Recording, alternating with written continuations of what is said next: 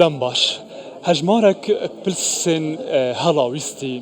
یان gelek jiwan jî bû demkî têne çareserkirin, hîvî li ser têne avakirin ku bêgcarî hatine çareserkirin di navbera Hewlêr û Bexdayê de ji pirsa mûçe bigire, ji pirsa xerçkirin û nexerçkirina beşebûcaya Herêma Kurdistanê bigire, ji pirsa hemwar û nehemwara bûcaya Iraqê bigire. Em ê zêdetir gotûbêj bikin di vê çavpêketinê de bi taybet li gel Profesör Doktor Ehmed Safar biryarderê Lijneya Darayî di xula çwarya Parlamentoya Iraqê de. Doktor dem baş û spas bo amadebûna te. Pê xweşxal bim ji nêzik ve em zêtir serban pirsa prav westin û spasiya dema tetlên ketû daye me. Ji pirsa mûçeyeke em dest pê bikeyin Doktor piştî biryara dadgeha federalî derçûyî sebere bi pirsa mûçeyên Herêma Kurdistanê ki ji wan xalan ew bû ku di vê êdî mûçeyên Herêma Kurdistanê di heman dema dabeşkirina mûçaxwînên hikûmeta Iraqê de bêne dabeşkirin. Ev em di meha pênc dane yê Nîsanê hişt û nehatiye ji aliyê Iraqê ve. Belê destpêkê silav bû cenabê te û bînerê Kurdistan 24. Zor spas. Xweşxalim bû vê derfetê. Bi rastî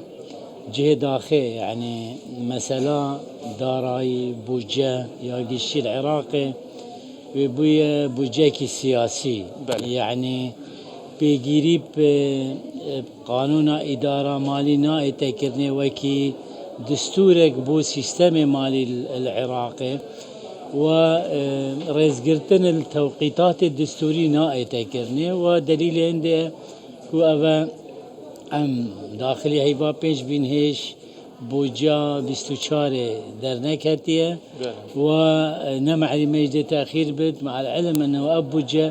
wê hatiye pesendkirinê sala çû yani bû 3 sala. Evet bite sebebê hindê ku yani peywendiyê me darayî û aborî gel Bexda çija cêgîr nebit. Çünkü bûce nemaye ku ser esasê mawadê wê ew ê ku teşrîh kirin ku beşebûca Herêmê 12.67 dîniş înfaqa kullî nefeqatê siyadî jêbirin ewa bimînet lazım virêkin. Virêkin bu Herêmê ve Herêm bibûre yani wekî desalatekî herêmî yê hey ewî ku ji me dê tewzîዕ kete ser ebwabê xwe yê serfê. Meselen wekê welê hatî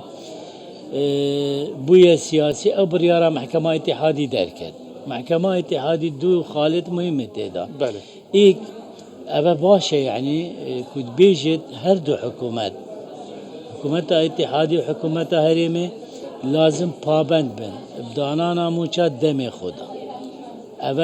icbarî ye feqat. Ev noket ne pabend bûn ku em meha pênc dayne hişt wê meha çar nefrekirine wê demê tecawüz e. Dikarîn çi bikin wek hikûmeta Herêma Kurdistanê? Nuke yani hikûmetê şêd biçit şikayetê dev Mehkema Îtîhadî bikir bişe ev biryara te naete cêbejêkirinê. Etmînet xala duê ew ê şaşiyê kirî. Bi rastî ew jî ku biryara derketî dibêjit divê bêne tewqînkirinê li sê banqê hikûmî yani TBI û Rafîdeyn û Reşîd e. Ev e kêşeye ku ev ê dem bû divêt heta jimarê bankî û hesaba vekin bû milyûnek û 205 mûçexwara dem bû divêt bi rastî. Nûke mifazatê têne kirinê ser ew proje hejmarî min. Hikûmetê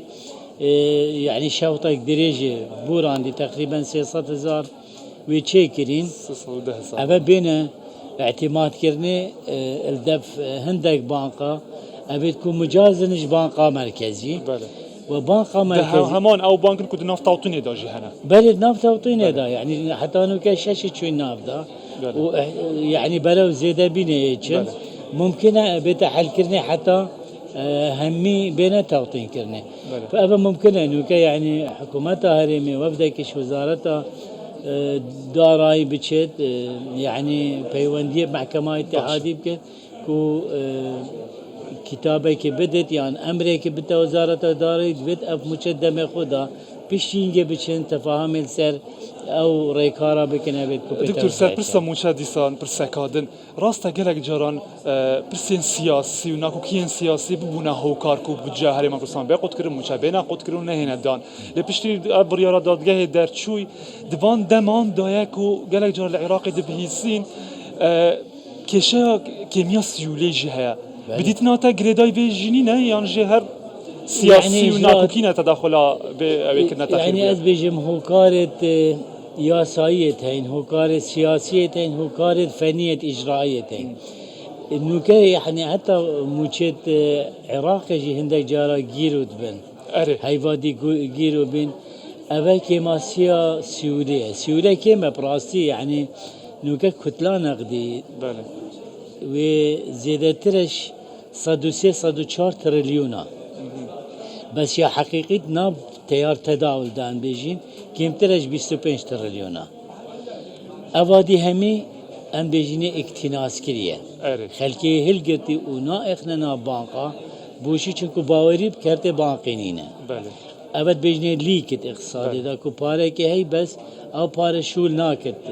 دكتور ما ترسي هيا كو افكيشا ما زنتر ببيتن جايتا نخرج كنا موتشان العراق يجي قالك جاب حسي بيجتي تاكرن لحكومات رات كريا نا أزبار ناكن ديف يعني كتجربة أزلويري يعني أزمة مالي دا وقت كورونا 2020 أسنجل لجنة مالي بين بله نفط هذا كيمترش 20 دولار أو دهات عراقي بشي دارانا مجاب تنين أكل وزير دارایی هات برلمانی هات لجنه مالی گویی اگر این قرضه که ندمن از اعلان کم که از نشم از عاجزم که مچابدم رأسا قرار دانه چونکو عراق دولت سیاده مالی حتی حد که ای سیاده مطلق نینه براستی سیاده نقدی از بیشم چونکو پاره الفدرالی محمیه بن يعني رئيس أمريكي سيادة مطلق نينا بس حتى حد كمؤسسات هي بنقة مركزية الشيء عملة إصدار بك الشيء قروضة يجدر بورقة الداخلي كيشا موشال دفان خالا صورة عاش من بالوزارة الدارائي بشركة هابت أو دابين كانوا موشي جيرو نابت أجر جيرو بت كان روجا كان أما يا هريمي براسي يعني أبا موجودة كيشة سياسية نبيجيرية أو علاقتها دارية والدستوري دانا بين هريمة وحكومة الاتحاد. أما كنا سر بودجي دكتور بودجي 3 صالي هي كم أظن سروي هذا أواكرن إدي بودجي كاسي صالي ما هاي بلكي صار راسنا كصناعي بيد فيت إنه بقولنا 2024 ده أكثر كفته ورجي بجي كرني ده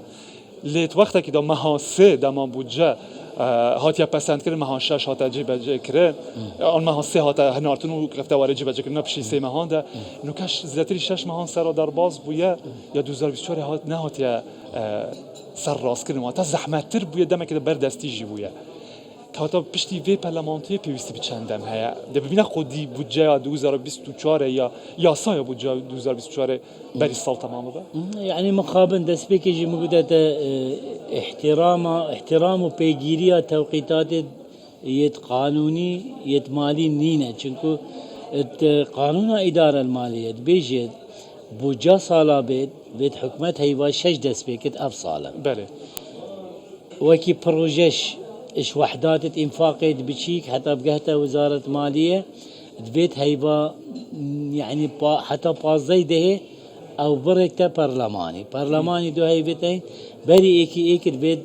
بوجه دركبت وكياسة إيك بيتا جيبا جي كرني چه صالة العراقي أبا چينا بيا أف بوجه 3 صالي كو أبا جارة إيكيت براسي ما فقرك كربية قانون إدارة مالي دا باشا ما بس تاوي نأوت بوجه بو 3 صالة چيكي چونكو بوجه قشي 4 قاعدة هين دستوري 4 إيك قاعدة سنوية الموازنة تفيد بوجه بو 1 سال بالأسباب تخويتها چونكو بوجه پیشبینی توقعات تنشي زيادة الصالة كي غورين چدبن وقواعد دي كان بيجين عمومية وتوازن وشمول أبيدي فما فقرك ينادى ما قلت شنكو هر صال بوجه تأخير بيت حكومة الشير بخو بلانكي مالي تشيكت بلان بو صالة نبو بيت تش- أري بو 3 صالة بيجي التوقعات بو 3 صالة هندية كوجمة بس او كوجمة بيتا دابش كرني سرد بجنم خطط اداء بوجه سالانه نازفرت همي مادة بوجه تشيكت جناب تزاند بوجه دوري شيس حتى هفته ماده بيقوم وبرلمان جلسه که گله جا ام پیوت ماین اش ساعت 8 حتى ساعت 3 4 چندین جلسه بلکه بو ماده که اکلان بیتن که وقتا وقتا که وها داگه ج انجمن وزیرا گهت پارلمان جی وقتا که وصادا پارلمان چند دم پیوستی به هیا بو سر دام راست قايل کنه تقريبا بود بيت يعني بس ما جلسه كده بوجه در اخد بجاري جديد حفتيه كي بوجه ما حتى دركت بله. شان جلسه كرن بله ما براسي ما قلت بلا تاخير بيت ما دام بو 3 سالانه ايدي بي يعني بينافت برلمان جار دي رينت وبوجيش دي تشيك بله بس جداولا اف جداولا المفروض هيفا ده 23 جهشت بانا جهش بانه. برلماني قلت بابا ما نفط ما بوجه شكل بسر اساسه $7 ابو برميلي غاز جرام بامدكين هفته وبيش مثلا بله. بند مثلا موچا بديت هنده نتا بيزي بوچه او تشناكينا انجمن وزیران او سر راست کرن چه نکینا نگه هنارتینا پارلمان توی حتی نها أبا خمسارية شوان خمسارية وأزبجم أو خمسارية جي احتمالا متعمدة شكو دا مو شفافية متعمد. آها. شفافية نمين كاس نظانت يعني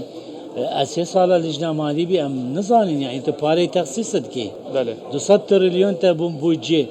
متابعين بشي صار خلاص بالحسابات ختامينين بين مؤسسات ووزارات بجنة أبارا مخشكير يانا هندك جماية بله. يان كورتينانا بس بيرا بحث خالا كادي جيت كان جكرا خاكا بكورتي دكتور كورت هينانك و 8 تريليون دينار دبي دوري دايا بله اف نكبر بستكا وكبر بستك نوي تديتن وك هندك بحث كان أو بربستا كورتينانا عندنا عجز مخطط وهمية نا حقيقية باشا. يعني مثلا بوجا 2021 شي تقريبا دوري 6 تريليون شست. هذه ما إنا خار كيمتر السها بس خلال سي هيفادا هاتا تغطية كرني تشكو نافط جرام جرام بله. ما تقدير كر بحفتة دولار أبقى نفط سر هالشياده أفرق هر برميلي وكمية هنارتنيجي مثلا تقدير كن 3 مليون ونيف أبقى 4 ونيف وبينجا تصديرت كن أبا عزيز قريتو بالعكس فائض جيت مينت اگر بيراتا بيت يعني بوجا 2021 بترش 5 تريليون فائض ماي بي بله 25 تريليون برم بو قانون امن الغذائي او جي شوت ريا قندلية داو ابي ديجي مصيريوان مجهولة حتى نوكا جالك سباس بروفيسور دكتور احمد صفار برياردر اللجنه الدارای دخولات شوارع برلمان تو العراق ده سپاس بو وانزانیاریان و آماده بونا ولی کلمه دکتور باز بواجي سركفتي